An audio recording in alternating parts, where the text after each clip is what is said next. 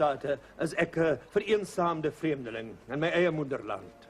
Maar dokter praat nog so goeie Afrikaans en alles. Ja, maar ek moes baie hard veg teen daardie nare Amerikaanse klankies wat so maklik inglip. Ek ook.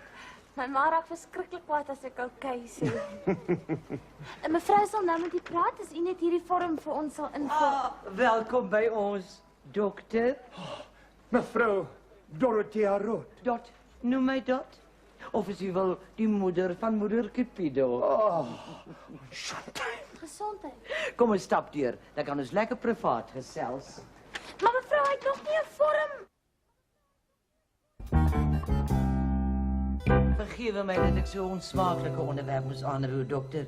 Maar as ek twee mense bymekaar moet bring, dan is die finansiële status van albei partye 'n uiters belangrike faktor. Maar natuurlijk, dis net dat ek die vriendskap en die deernis van 'n metgesel baie hoër ag as finansiële oorwegings. Jy weet in Los Angeles. Liefde en simpatie. Dit is ongelukkig net tee, die koekies is op. Ek bedoel die liedjie. Only tea and sympathy, just sympathy. Mevrou, hy sing net Plus Bridges. Dit sal alwees, dankie Toetsie.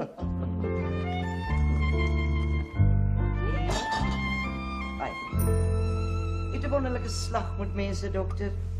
Ek kan goed verstaan dat jy as psigiater so suksesvol was. Ja, maar my professor het 'n baie hoë tol van my geëis. Vir al my damespasiënte was ek letterlik die vaderlike oor met die een oor in en die ander oor uit.